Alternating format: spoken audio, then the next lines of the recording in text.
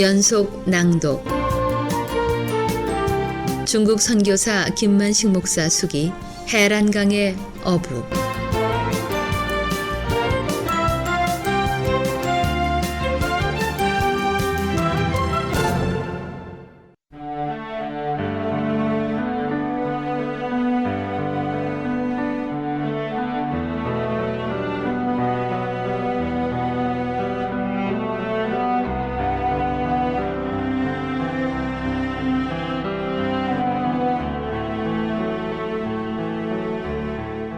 그동안 성노가 해란 농촌병원 유지에 어려움이 많았지만 병원 문을 닫게 하지 않으신 주님의 기적을 바라보면서 나는 다시 새 힘이 솟아오르는 것을 느낄 수가 있었다.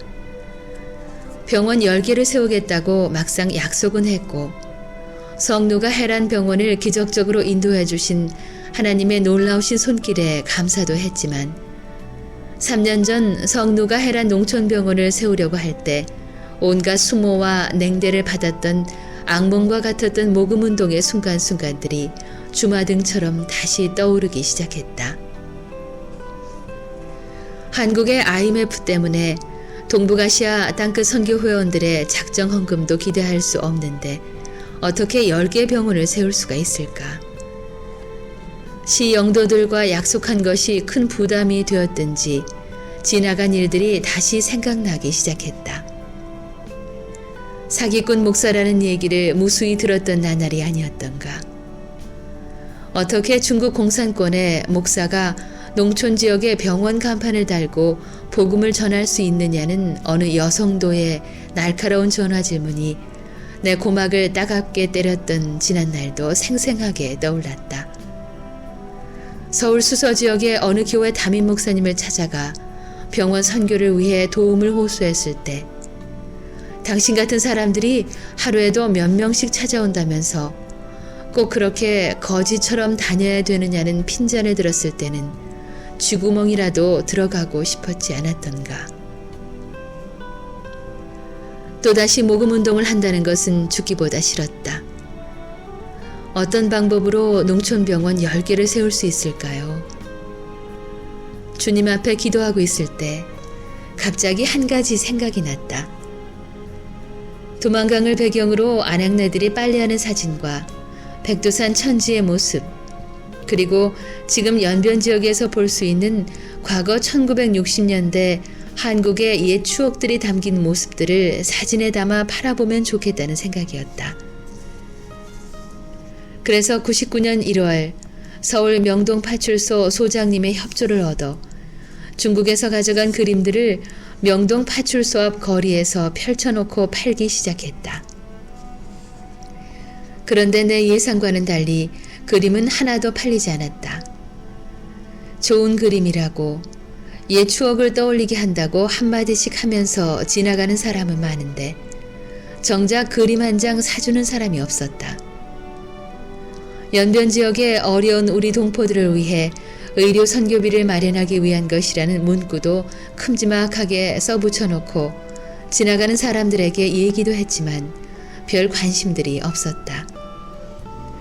뿐만 아니라 한겨울 응달진 명동 거리의 매서운 바람은 사정없이 내게 휘몰아쳐 왔고 평소에도 추위를 잘 참지 못했던 나는 입술이 새파래진 채로 오돌오돌 떨면서 지나가는 사람들이 혹시 한 장이라도 사줄까 자리를 지키고 있어야만 했다.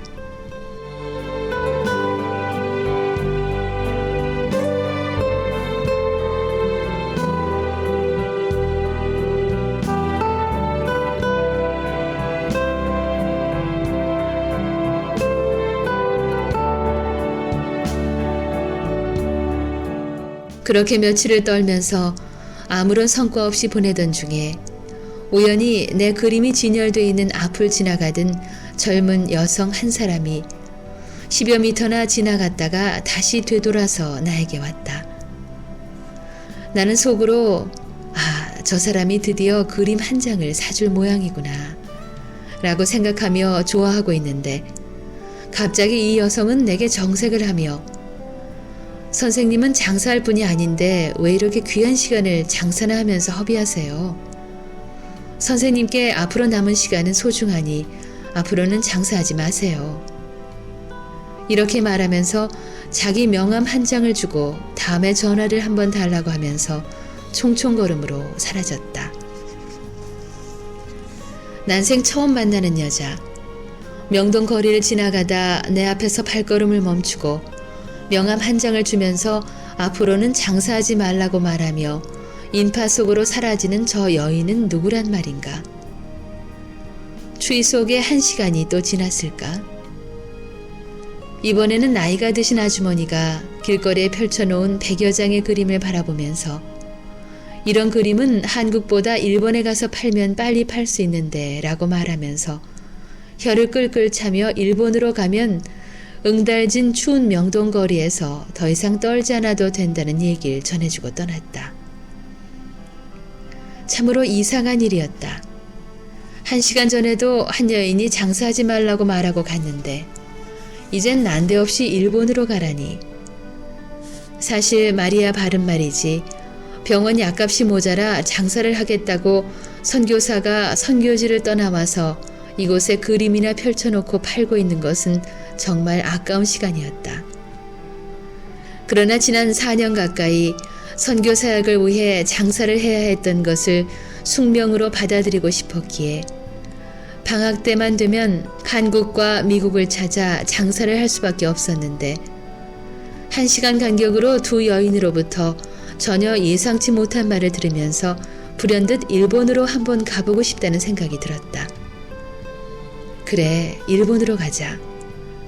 어차피 동경중앙교회 이강현 목사님을 한번 만나뵈야 했는데 이번 기회에 그림도 다 팔고 목사님도 만나 뵙고 중국 선교지 어려운 실정도 말씀드리자. 내 마음은 자꾸만 이상하게 일본으로 향하고 있었다. 정말 이 그림들을 들고 일본으로 가면 순식간에 다 팔릴 수 있을까? 이 응달진 명동에서 오리처럼 떨지 않아도 된단 말이지. 그렇게만 된다면 얼마나 좋을까? 정말이지 그 며칠 동안의 추위는 내 평생 다시 기억하기도 싫은 추위였다. 날씨도 날씨였지만 내 마음이 너무나 추웠던 까닭이었으리라. 그런데 일본 어디로 가야 하나? 처음 가는 일본 땅이기에 어느 곳으로 가야 좋을지 망설이던 내 마음은 한국에서 가까운 오사카 지역으로 가기로 계획을 세웠다.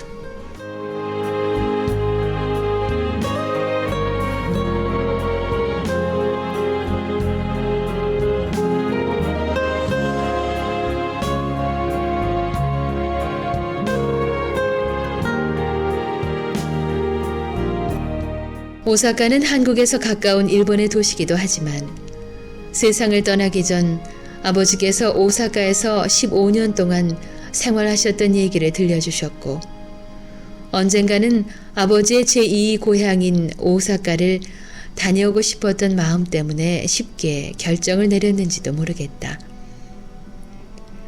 1년 전 미국 할렐루야 뉴욕 교회에서 선교 보고를 하고 집회를 인도했을 때 뉴욕 교회를 섬기시는 이광희 목사님은 중국 선교지에 들어갈 때 일본 동경중앙교회를 섬기는 이강헌 목사님을 만나 뵙고 병원 사역의 어려움을 말씀드린다면 병원 선교 사역에 도움이 될 것이라는 말씀을 듣고 언젠가는 한번 일본으로 들어가기 위해 일본 비자를 미리 받아 놓았기에 다음날 바로 오사카로 발길을 옮길 수 있었다.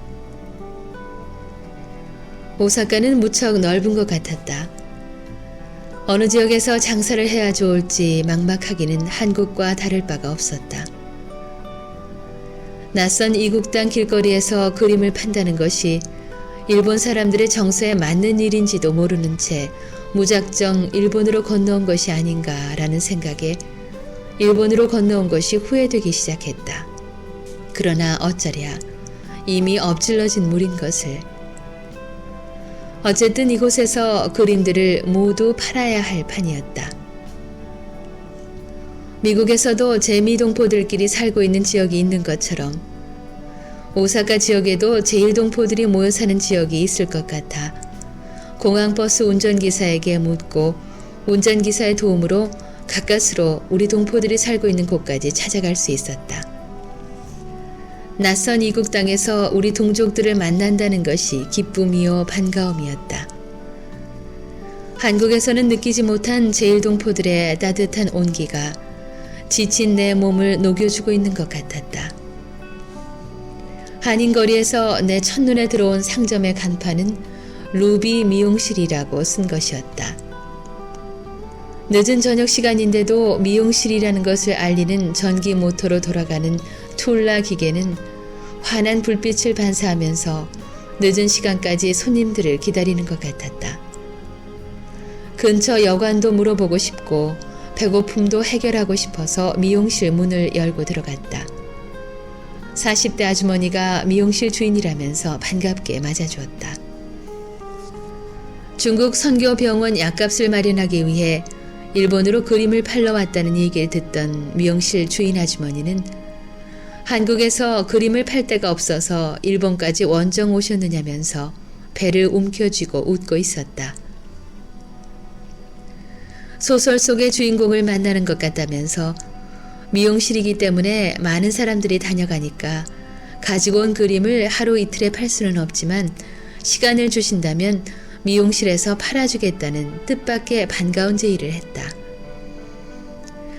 자기는 과거에 작두를 타던 신이 내렸던 무당이었는데 지금은 예수님께 사로잡혀 교회 집사로 오사카에 있는 교회에서 봉사한다고 자신을 소개한 루비 아주머니는 밤이 깊어가는 줄 모르고 지난 과거 무당 시절 돈을 벌었던 얘기를 들려주면서 너무나 많은 죄를 지은 것을 지금도 생각하면 부끄러워진다고 하며 하나님이 자기같이 무지한 자도 사랑해 주시고 구원시켜 주셨다고 눈물을 흘리고 있었다.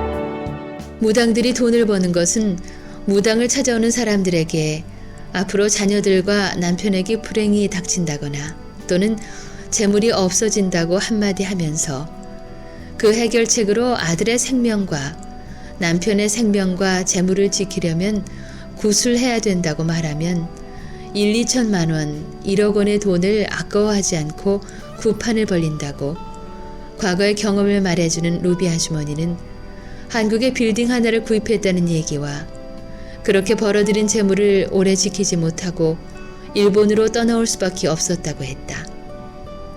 지금은 일본인 남편과 살면서도 한국에 두고 온 두 아들의 결혼을 위해 기도하고 있다고 하면서 기도를 부탁했다. 갑자기 바울 사도가 생각났다. 바울이 가는 곳마다 루디아를 만나게 하셨고 브리스길라와 아굴라를 만나게 하신 하나님은 내게 일본 땅에 루디아를 만나게 해주신 것 같아 너무나 감사했다. 숙소까지 안내해주는 루비 아주머니는 일본에서 미용실 사업이 잘 되면 중국 선교를 위해 열심히 협력하겠다는 얘기를 덧붙여 주셨다.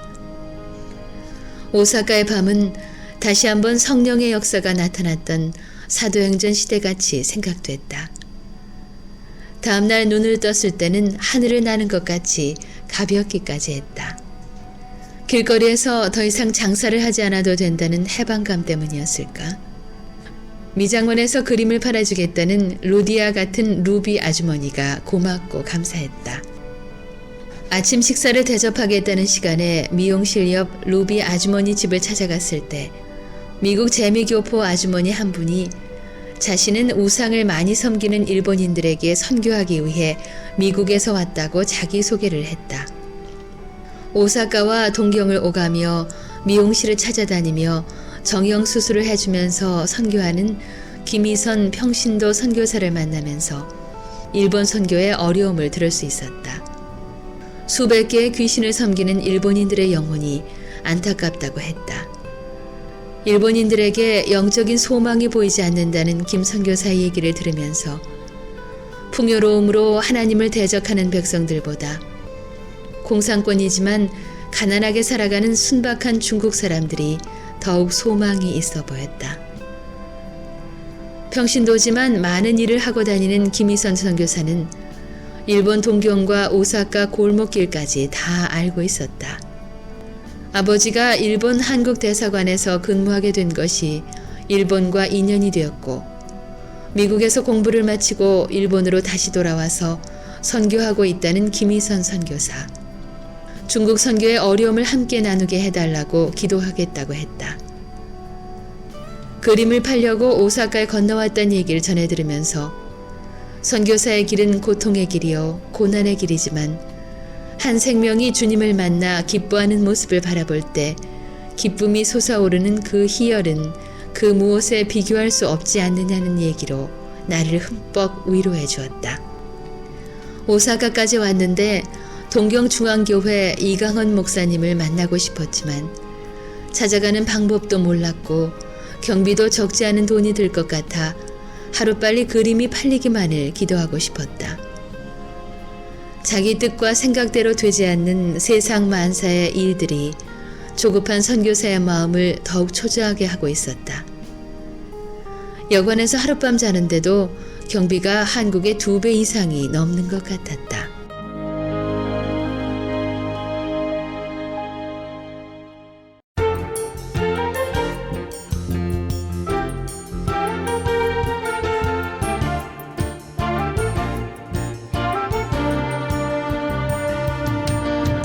중국 선교사 김만식 목사 수기 해란강의 어부, 지금까지 이정은이었습니다.